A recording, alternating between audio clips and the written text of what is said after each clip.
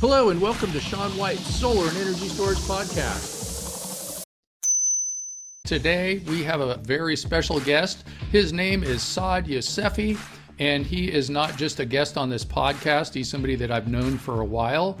We've worked together on different projects, and Saad is the CEO of a company called Batteryze. Welcome to the show, Saad. Hi, Sean. It's great to have you here. And I'm very happy to be on your podcast. It's been something that we've been planning on and talking about for a bit. So it's finally happening, and this is exciting. Yeah, you know what's kind of funny is like I know you from just seeing you around and stuff so much that I don't really know as much about what your job is and what you do being the CEO at Batteryze. So I thought it would be a good excuse to figure out what you're up to with your CEO thing. So what's happening with Batteryze? What does Batteryze do? And it's spelled Batteryze. Yeah. And so it's actually pronounced Batteryze, but yeah, it's perfect. Like as you mentioned, it's battery and then ZE. So that's how I spell it out for people that are not as familiar with it. So say that one. How do we say it one more time again? So I can Batteryze. batter Rise. eyes. Batteryze. Okay, great. So like batter, Batter, and then eyes. Yeah, Batteryze. exactly. Okay. Batteryze. Yeah, so I'm happy to chat about that. Maybe to give some perspective, it'd be nice to kind of explain how I got to running Batteryze. Would that be a good Perfect. idea? Yeah. Yeah. Yeah. So as you know, Sean, we both have a solar background in the sense that I started my career in the renewable energy focused on utility scale solar. And more specifically, what I was working on is I worked at a software company called HST Solar, HST Powers, where we basically were putting together a platform that gave engineering tools for developers as well as utilities and energy investors to assess new green projects that were for grid connected solar systems. So what they would use us and work with us is to implement various design parameters and then rapidly figure out and have a system that's recommended for maximizing the yield given a certain location. So you can think of it as it's a tool, a developer, or like a utility like Nextera, let's think of the largest ones, would work with us where they would identify the location of a plot that they have in mind where they want to connect it to the grid and then put in a few parameters in terms of system size and things like that, and rapidly get a proposal in terms of an estimation of what it would cost them to put together that whole project, be it from equipment, be it from engineering, being from, EPC costs and everything that goes involved. And what was really cool is before we had a product, I basically sold a license to one of the largest European energy companies called E.ON. So I worked with E.ON and they were a kind of, you can think of it as a pioneer user for us where we built it with their feedback as well as all the other kind of EPC companies. But out of that, we had a whole platform of these large utility and developers that would put in place a new system. So I probably worked on gigawatts and gigawatts, like hundreds, if not thousands of gigawatts of systems that were tested on that platform. Of course, only a fraction of those ended up being connected, but anybody that wanted to assess rapidly and estimate a new system in the size of, 10 to 500 megawatts would be able to work with us to put that together. And so that was a very exciting space because, all the utilities wanted to put in place that, and people kept seeing the cost of solar dropping rapidly. And they're like, hey, could we get to parity, grid parity? And, solar modules also were dropping significantly. And so, I remember seeing record solar module prices of under 30 cents a watt, and everybody was like, this is unbelievable. And then nowadays, we're probably at half that cost. But more and more, what was essential is to bring batteries. And so batteries and having energy storage coupled with these solar systems was very important. And I decided and I thought that I really wanted to build my career around the battery system and energy storage. And of course, we work together and you'll probably discuss it later on, Sean, on writing a book together on energy storage. Energy storage basics. Exactly. Get it. Please. Yeah, yeah. Find it online. We worked very hard to put that together to implement and all our thought process and our knowledge. But I had a chance to work with a researchers at a national lab to Yeah, commercialize. and so also this HST, what does that stand for? Or does it stand for something? HST? No, it doesn't stand for anything. High Solar Technical or something. I'll just make it up. Yeah, And then I noticed too that they're based in Palo Alto. So, like a startup or something over there, that's like the land of startups, exactly. like high tech and all that kind of stuff. Yeah, we were Hmm. working in LA and then we moved to Palo Alto. So the company has as their anchor and largest investor DNV. So DNV, the large independent engineering company, owns a big chunk. And so a lot of their collaboration and work was with them. And also a little bit more your background. You have a business education and you went to Northwestern, is that right? Yeah, I went to Northwestern. I studied economics and I took a bunch of engineering, electrical engineering classes as well. So those are all part of my background. And then I worked originally in consulting. So I worked at Deloitte working on technology and renewable or energy. That's a pretty good background. How much smarter are you than Elon? I think I'm nowhere close to him, unfortunately, but I would like to Huh. claim that I am. I think being in the Bay Area, it's just very humbling, the amount of smart people that are around you on a daily basis and that you interact with. It's really hard Oh, to. it's okay. You could admit that you're smarter. Yeah, well, I would like to say that, So I Okay. hope to, Mm. make it then the same way that he has, but a fraction of that would be very helpful. But yeah, going back, so this is a big roundabout to your first question, which is what does Batteryze do and why am I working in the battery industry and in what capacity? And so what I'm working, Batteryze is licensing a technology from one of the Department of Energy national labs around detection of battery failures so that we can make sure that the batteries that are being used and manufactured do not have manufacturing defects. And what did you say about national labs? Yeah, so the Batteryze license, so is getting a license around an exclusive rights to develop and take a research that was financed and originated from one of the Department of Energy national labs. Which lab is it? It's the Idaho National Lab. So Idaho National Lab. Is yeah, that Idaho? Like that's like where they have militias and stuff. they have a lot of potatoes. I don't know Uh-huh. beyond that, but yeah, but I won't comment more than that. I think there's such thing as a potato gun. Yeah, what I will say they're Mhm. known for is actually nuclear. Nuclear. And Huh. so they're the core space for nuclear research and science. And then, of course, the other big important space for them is battery performance and battery aging. Because there's a lot of land, they can actually get very creative with testing and kind of simulating and doing kind of extreme testing that Like may blowing lead to stuff up. fire, basically. Yeah. Yeah. Okay. How much different is like a nuclear test where you're blowing stuff up and a battery test when you're blowing stuff up?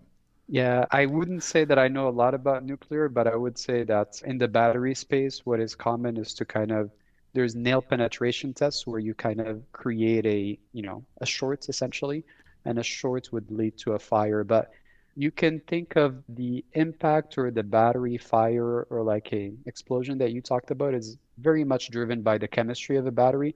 And so the original phase of batteries that we were using were heavily had high nickel content, and nickel Like is the NMC, yeah, NCA. Yeah. exactly. Yeah, and nickel is known as the one of the catalysts that leads to a lot of fire.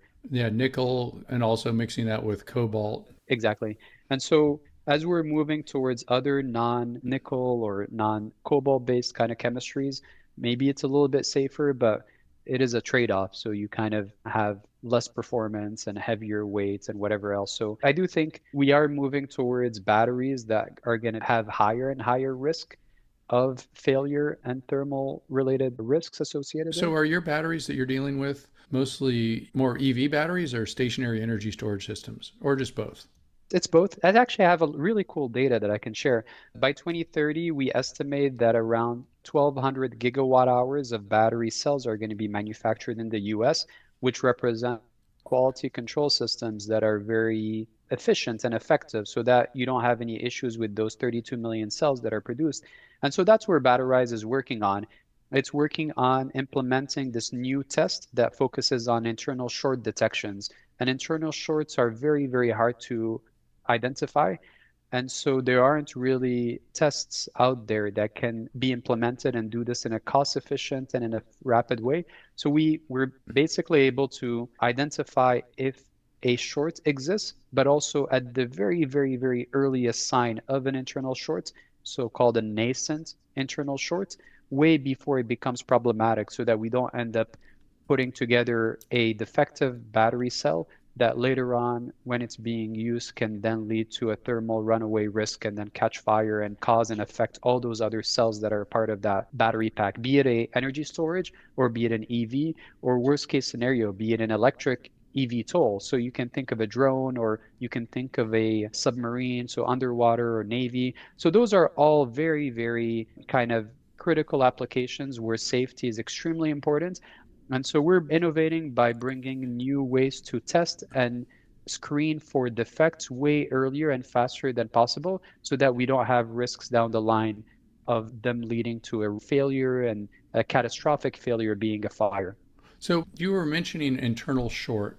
So maybe we can talk a little bit about like what an internal short is. And so you got a positive and a negative side of a battery. So an external short would be connecting those things together and all the energy would be pretty much released all at once. And so an internal short would also be doing that, but inside of the battery. So is there a case like how often is an internal short not going to cause a fire or thermal runaway, we should say? Like, are there energy storage systems out there where it's just like internal short and it keeps working? Yeah, so it's an architecture thing, but if you're thinking of electrochemical systems and batteries specifically, the internal shorts is a problem that is, real across the board.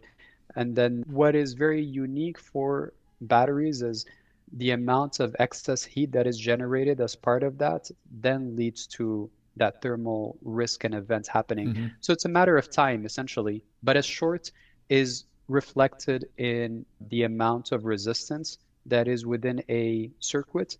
And so when you're dealing with an internal short, the resistance can be very low, such that it's very hard to identify that it is there. And then as it aggravates over time, it becomes much more clear and it becomes reflective in the form of a hard short.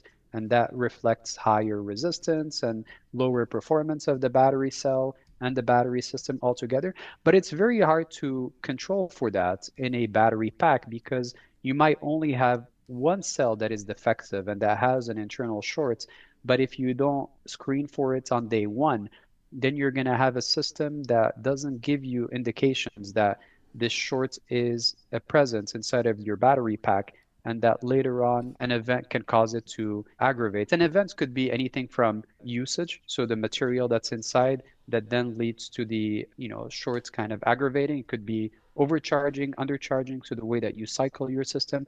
It could be a physical event where a crash, so an electric vehicle where you have an accident, so a post-crash system that may have affected the structure and the physical kind of composition of the battery or some other elements. So I've got a question for you. So like I have a car that's got a 10-year-old battery pack in it that's got 85 kilowatt hours that has 7,000 battery cells in it. So what are the chances that I have an internal short that I don't know about?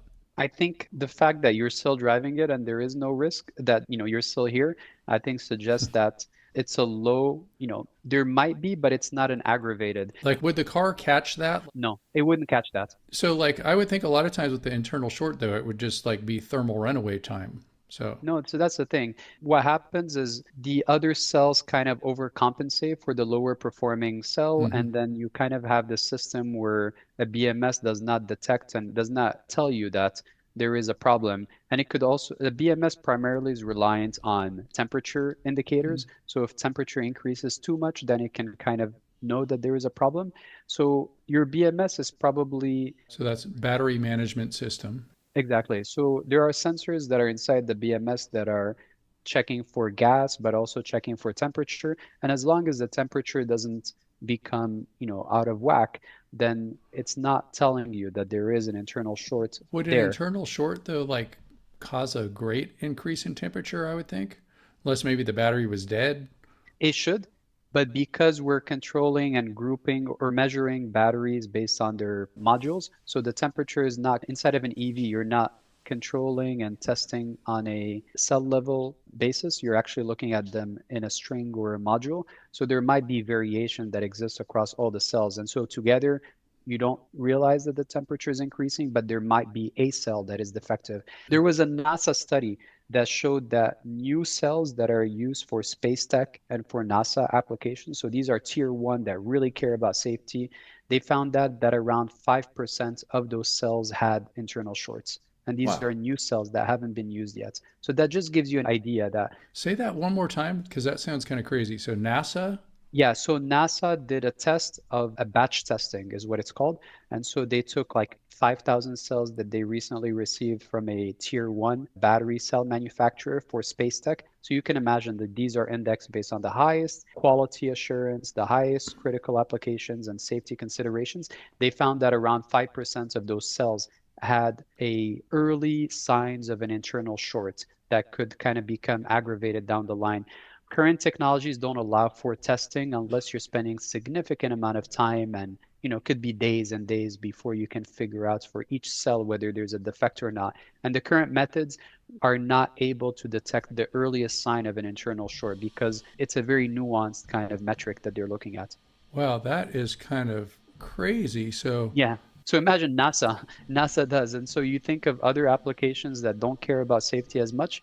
Well, when you ask me that question, what is the likelihood of A shorts existing inside of your batteries? I can't tell you for a fact, but I can say NASA found that cares the most about safety, or one of the most about safety found that around 5%. So that 5% exists there, maybe it would be applicable for EVs as well. so like, yeah, so my car's got 10-year-old battery pack, and 5% of 7,000 batteries is 350 batteries. So yeah, it is a problem. And so you can think of we're helping and facilitating the world of quality assurance and quality control for battery manufacturers and pack integrators. A big realization that people don't realize is those are two, oftentimes, and most of the times, those are two separate teams or two different organizations. You have cell manufacturers, and then you have integrators that are buying the cells and then putting them together inside of a battery pack. For EVs, they might be the same, but most other applications, they're just buying the cells and then integrating and then selling you a product. Power tools, for example, you have, all the other non-mainstream type of applications, consumer electronics, all those folks are sourcing cells and then integrating them in a way such that those are two separate organizations. And pack integrators are barely, don't have any tools, and they're rarely ever testing when they put together and they sort those out to control for the quality that they're receiving. They're just relying on maybe a batch test. They might do one or two tests of a cell, and then they assume that the rest of the cells are equivalent battery kind of safety or health. But it's a big concern because you want to standardize or have highly homogeneous battery modules that have equivalent and similar battery health so that a battery can last and stay as long as possible. But once you have deviations and a lot of variability between the health of the cells inside of a battery module, and they are kind of charged and discharged in a similar fashion, then you're going to have problems because you have a lot of variability across those, and that is one reason why the internal shorts and battery aging accelerates and you have safety problems. So we're working with those two value chains, battery cell manufacturers and then battery pack integrators. And we hope down the line to also work with battery end of life repurposers. So folks that want to reuse batteries when they still have a good amount of capacity as opposed to retire them and for material recycling. Okay, so what kind of people can like reach out to you and do business with you? I know you're working with all these labs. You're always like traveling somewhere, going to some meetings. I know like you've done some meetings too, just like right over the hill from where I am, over in Berkeley at the lab over there. I guess that's the Lawrence Berkeley National Laboratory. So what do people do as far as like hiring your company to do stuff? Yeah, I would say anybody that deals with, let's say, high performance or high energy density or high battery safety considerations would be a great partner for us to work with. There are certain equipments that can also integrate our technology inside of their platforms. So battery cell manufacturers that are dealing with air, that are dealing with underwater, or that are dealing with high performance batteries and that really care about safety are ones that we would love to work with. And we could do pilots, we could work with, we could do partnerships or pilots.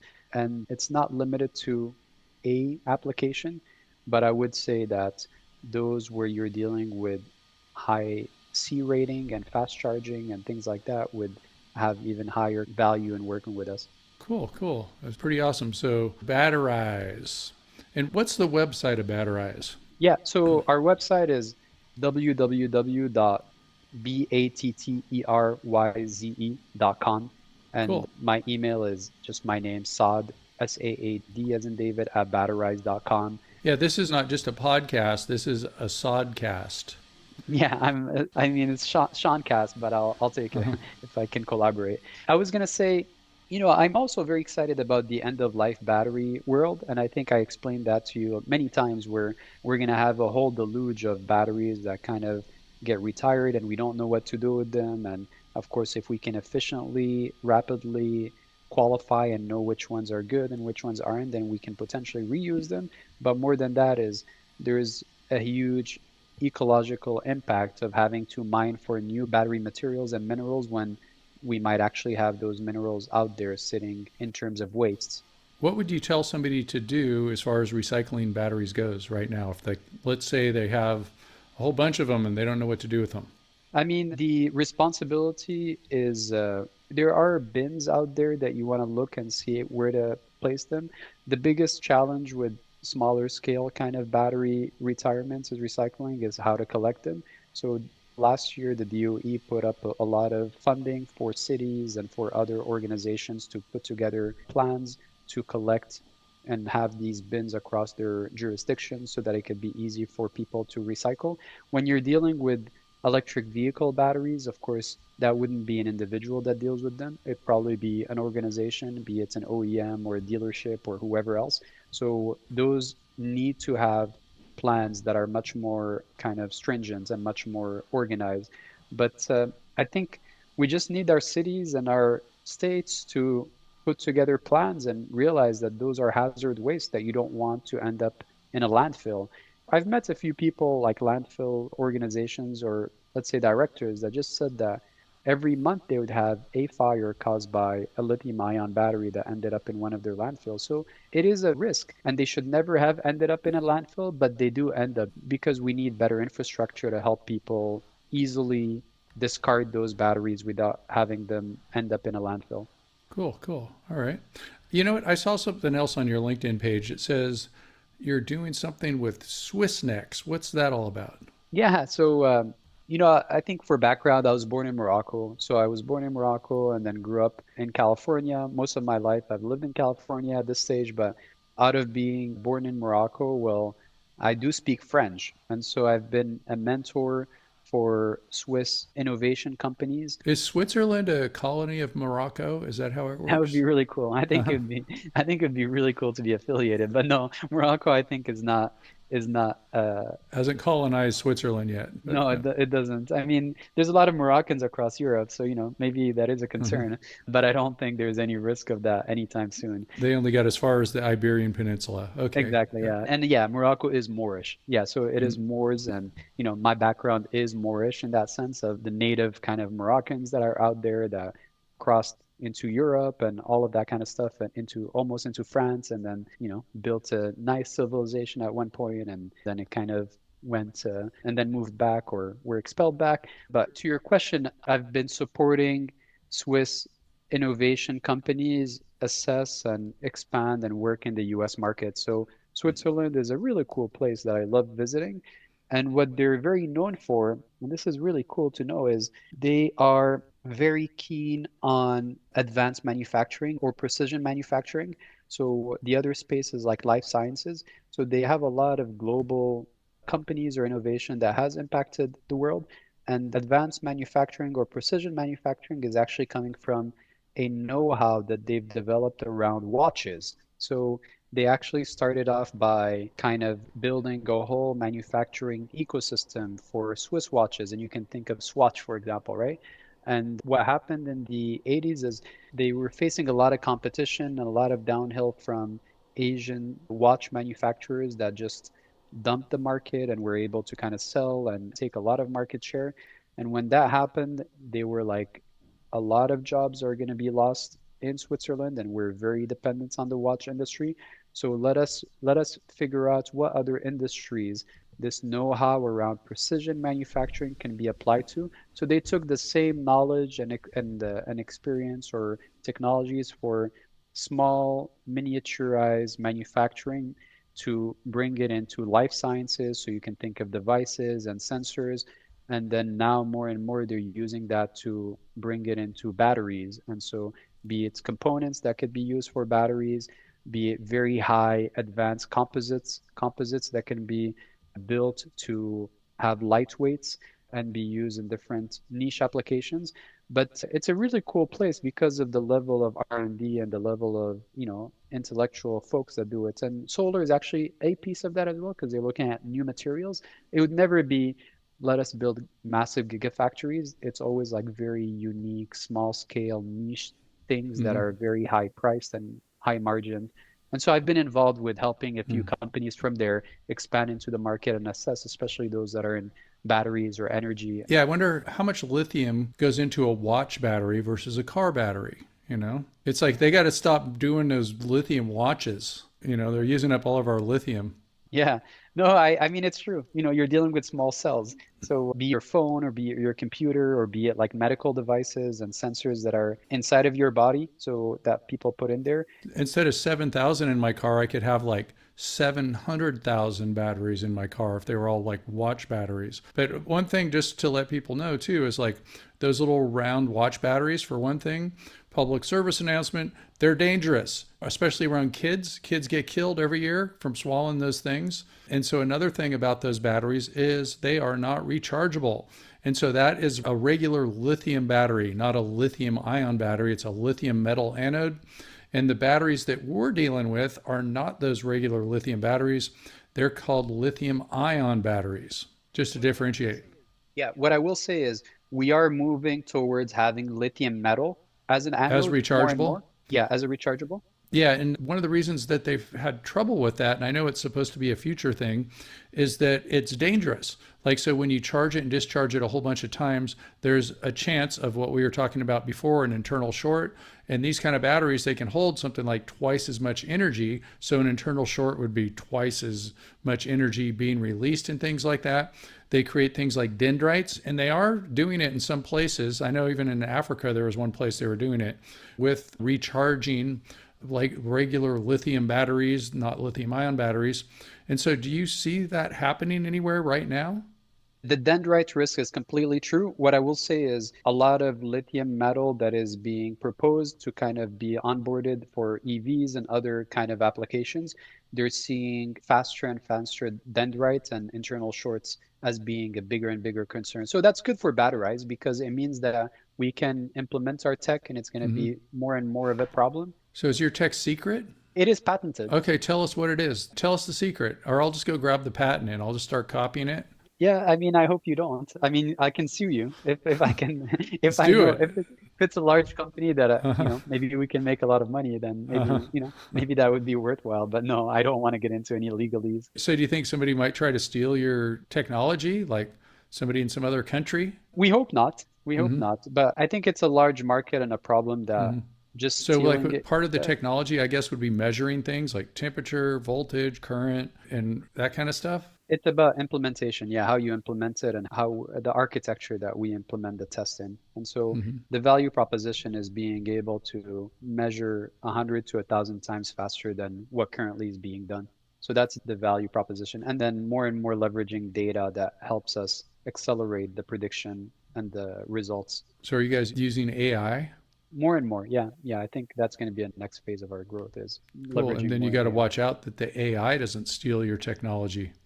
Yeah, I mean, what I will say is with data centers is a big market, right? Like for solar and also for batteries. So imagine having an outage related to energy problems for a data center. Like an hour of outage is very, very detrimental and very costly. So those folks care about safety to the next level and so care about uptime to the next level, which means that they are price insensitive or much, much less insensitive than others, which would be a really cool value proposition for us.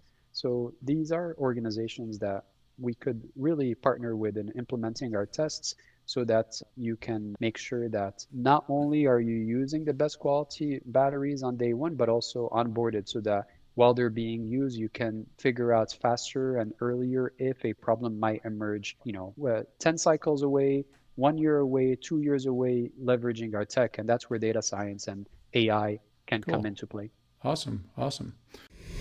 We interrupt you for a very important announcement. Sean White's Solar and Energy Storage Podcast has been brought to you by Sean White's Solar and Energy Storage Podcast. That's right, Sean White is sponsoring his own podcast, and he wants to remind you to go check out some of his classes. You can go to SolarSean, that's solar, SEAN.com, and then click on the links to check out his classes. You can check out his heat spring classes, and you can also hire him to teach classes for you, like at your company, something like that. Now back to the show. So back, I think right before COVID hit, like right when it was just hitting, it was the end of 2019, we were in Angola. And so that's in Africa, sort of on the southwest part of Africa down there. And it's a Portuguese speaking country, and Saad speaks Portuguese. And so that's what we were doing there. And so we were trying to develop a project. And I think something to do with USAID, right?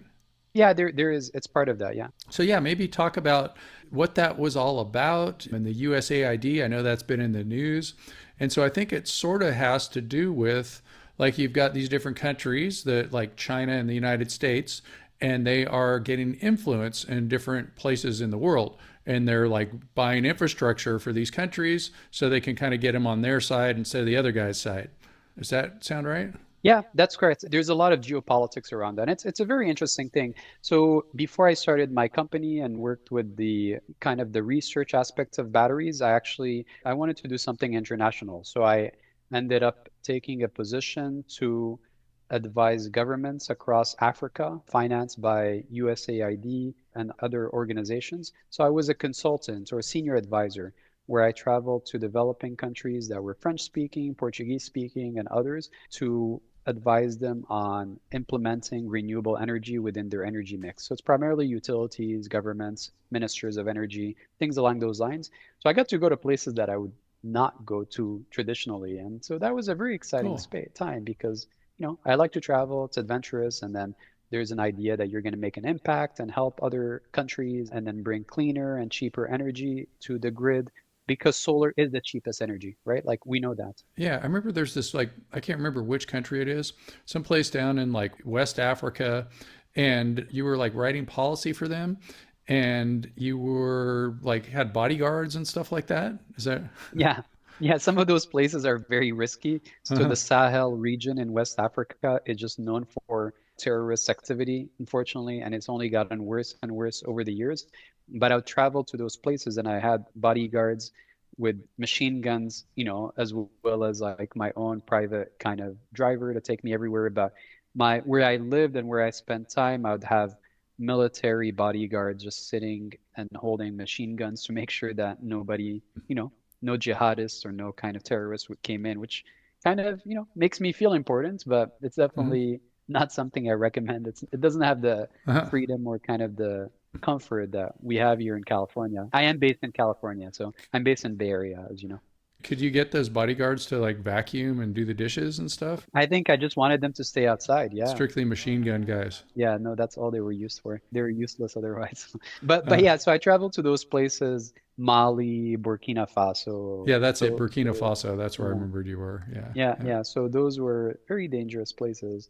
And so this is just to say that it's kind of crazy when we put things in perspective. You have a population of like 20 million people where the whole grid had the equivalent of 300 megawatts. So you Hmm. could just see the energy poverty that existed for a place like that, where you cannot develop a country and economy when you have so little energy within your system.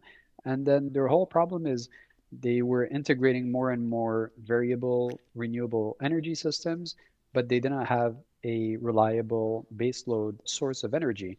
And so you can have a lot of failures because your grid is not stable enough when you are kind of only relying on coal, or you don't have enough kind of baseload kind of applications. It's desertic, so there's not much water. You can't really do hydro. Some of those other countries, maybe they do.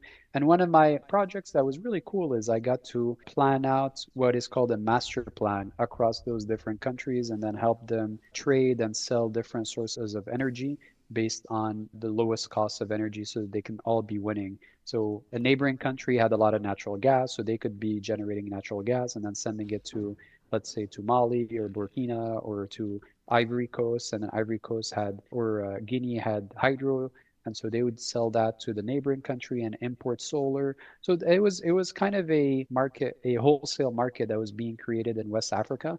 That was an exciting thing because I got to go to Senegal and I got to go to all these cool places that I otherwise would never have gone to. And one of those places I went to was Angola. And so Angola is a very exciting place. And on one end, it's Africa's second largest oil petroleum producing country. So a lot of oil is coming out of there, sub-Saharan Africa, actually Africa altogether.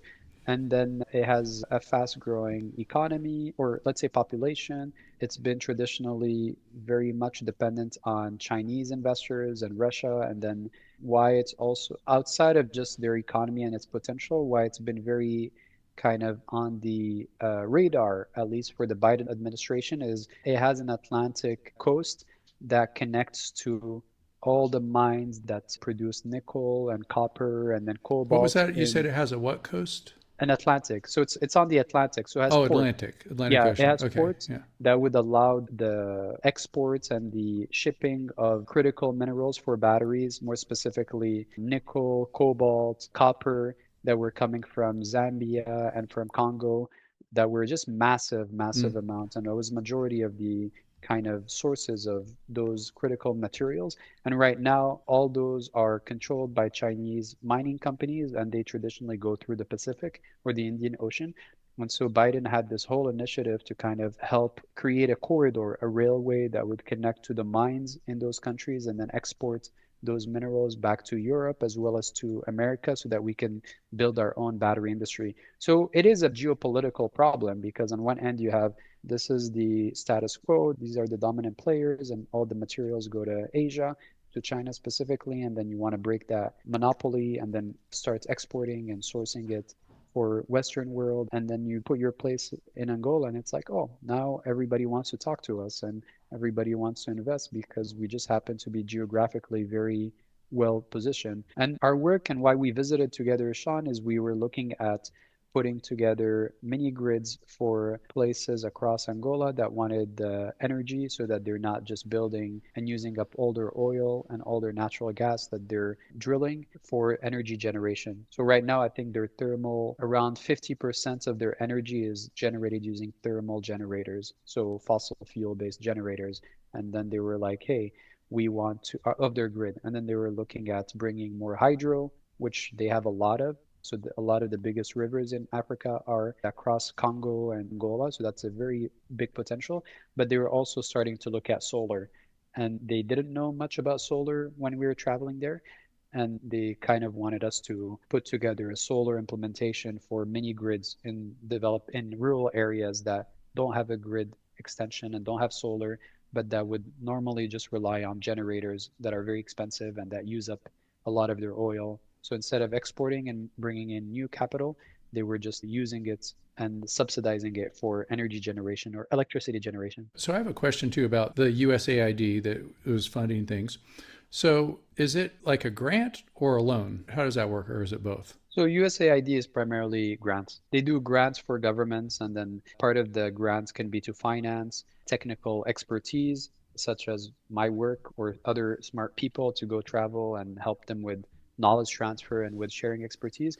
And then sometimes it's also for implementation of projects. They're not meant to give you billions of dollars to build a solar project. If that's a conception, that's a misconception because there's other development finance organizations that do that. So they're really just to de-risk and help governments and, Is it sort of like the counter to what China calls the Belt and Road Initiative, where they go and develop things in all these different countries around the world to get their influence in those places? I would say it's soft power for sure. Mm-hmm. So soft power as in let's help the opinion and help societies there.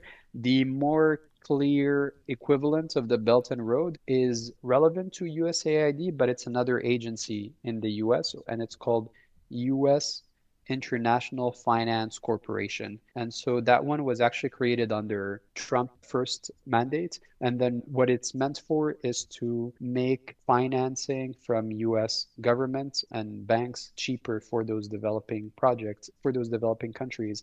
So you come up with a project and then maybe that project came from USAID or came from some other organization inside the US or Europe. And then this finance organization, which operates like a World Bank, would then assess it and then provide a loan to the government. And they would look at it as we're bringing private capital to projects that otherwise normal banks would not finance. And developing countries are just considered very risky. So Mm-hmm. nobody wants to touch them, or very little capital wants to get exposure for them. And if they do, then they want like astronomical returns because it's just not worth the risk profile that they do. And so US International Finance Corporation was created to de-risk and to provide capital to those places the same way that Belt and Road was doing in Asia. One of the arguments against the Belt and Road, which China would loan people a bunch of money and then they couldn't pay them back. And they're like, okay, we own you now, buddy. They did, yeah. And also, another thing about the International Finance Corporation, I see it because I'm always on the internet looking for the IFC, which is the International Fire Code, which are the rules and regulations for buildings and solar systems and batteries and all that kind of stuff. In fact, I'm writing a book on it right now. And so I see the other IFC out there. In fact, one time I pirated the IFC logo for my International Fire Code just to kind of mix things up because I was, getting bored with the same old IFC logo. So now I know where they took it from. So that's the U.S. International Finance Corporation, and they're out there giving loans for things. And then you said it was started during the first Trump Yeah, administration. Did it go on through the Biden and now it's happening again? Is it something that you're going to use to develop renewable energy projects, do you think, or what's the status? yeah. We just don't know where the Trump administration, where their priorities are going to go in terms of cost cutting and agencies that they prioritize. I do think that it is going to continue to play a big role, an important role, but it would be very much profiles and projects that they care about the most. So they don't want to just care about, maybe certain social kind of considerations. They want to make sure that it's very strategic. And to clarify, it's a U.S. International Development Finance Corporation. So sorry, I forgot the D. And there is IFC that you mentioned is another large organization that loans to countries. So it's very similar, except that the US one used to be called OPIC, and then they changed it under Trump and called it USIDFC, International Development Finance Corporation. So I forgot the other letter so that we don't confuse them. I'll take all of their money from all these finance corporations. They can Yeah, finance I me. mean, exactly. I mean, it's a lot of money, and the Belt and Road Initiative, as you talked about, was loans against infrastructure. And so China would basically just say, hey, we're going to give a loan to governments and in developing countries, and we'll just take as collateral some important assets that are owned by the Yeah. government, including tax. And some corrupt dictator will be like, that's a good deal with me. And then they will Exactly. run off with suitcases of money. And then pretty much the country gets owned by Chairman Xi. Yeah, one of the big first things that Trump did under his current administration is they created an executive order to have the FBI and governments, let's say, less stringent on foreign corruption for international dealing. So his point was exactly what you just mentioned. He's like, American companies go to developing countries, and as if they do business out there, and if there's any sign of corruption, and some places would only work because there's some, greasing or some commissions being paid. And as soon as they do that, then they end up being followed by the FBI and having big, big problems. So nobody wants to deal with the US companies because they're scared that If they get any commissions, then they're going to be kind of persecuted and prosecuted. So China doesn't have that problem, which is why developing And we're countries. talking about like bribing officials or something like that. I think that's what the memo said. Yeah, that's what the yeah, the EO that Trump did. I didn't read Hmm. it, but he basically explained it. He's like, yeah, we're at a big disadvantage because other countries close their eyes, including in Europe, against this type of corruption. But in America, if there's any sign of corruption, then there's big kind of legal implications. And so Yeah, in some those, of those places you can't get something done. Like you go up to the counter at the government agency. I've done it. I've lived in different countries, and you're just trying to get your paperwork done and get a business license or whatever. And if you don't like tip the person at the counter, you don't get that business license. yeah, and Angola was one of those places, and Hmm. or other in Africa, it's just like very notable where they just kind of expect bribes and commissions and whatever else. Europeans surprisingly actually do it quite a bit, and maybe they have systems in place that they can Yeah, I control for remember that my risk. brother lives in South Africa and he married a local and she was trying to get her driver's license and she couldn't get it without the bribe. And he was all like, no bribing. And then, I don't know if she finally eventually did. Is Yeah. his wife related to Elon Musk by any chance? No, she's a little bit more Zulu than he is. Yeah. Okay, okay, because he's South African as well. Uh-huh. Yep. He's a Yep. fellow South African. Yeah. No, she's a Zulu. So, I think the world kind of energy and develop renewables is going to be very important because those are developing countries that really have high population. When you see where population is growing, and so jobs and risks is going to be extremely a big problem if we can't get those folks energy. But unfortunately, I have a pessimistic view of where things are going to go, and I think they're going to be even put aside for even a longer period of time, given the priorities and given where directionally every country is going and prioritizing their local manufacturing, prioritizing their own kind of interests.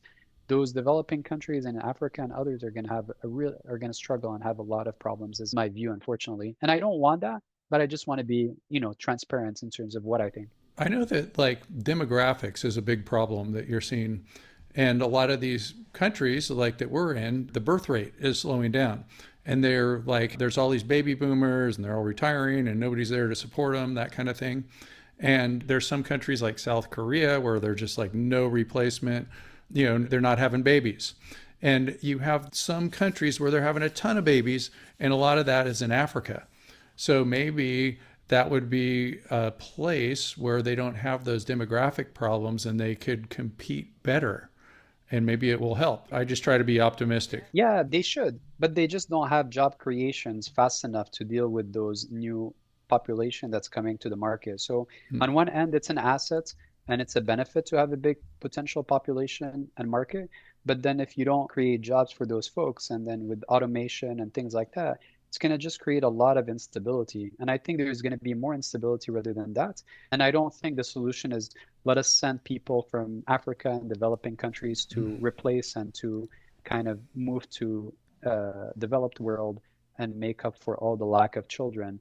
Like we have thought about that, but then you see more and more pushback against it right now. So immigration is going to be tighter in my view, be it Europe or America, and more kind of reliance on AI and robotics and I always think too, automatization. like when they came up with the computer, and we're talking about like the somewhere plus or minus some years from the year 2000 or the 90s or whatever, and they're like, oh yeah, this is going to be the end of paperwork, and except they forgot they invented the printer, and it was like triple the paperwork. And now it's not as much paperwork where it's like a piece of paper.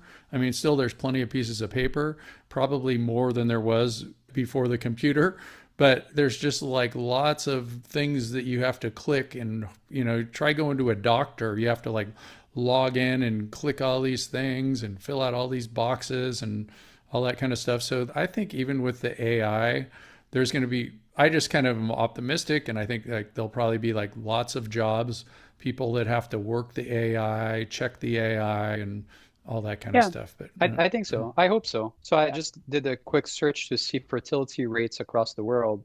And as you could imagine, a lot of it is driven, the highest places are in Africa. So Niger, and those are places I visited. So it's actually really cool. Niger had 6.9 children per woman this year. and you were there, Congo, so how many were yours?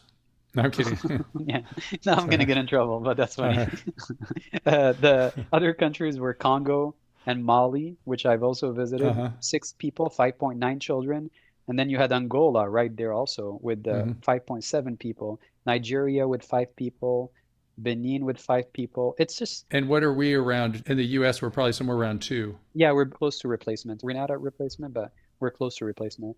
Yeah, so it just gives you some perspective as this population, it is an asset if you can find a way to use it well, but it's going to create a lot of instability when you can't create jobs as fast. And part of it is because of bureaucracy, part of it is because they're slow. Maybe it's the corruption piece. If it was Hmm. more efficient, then there wouldn't be any problems.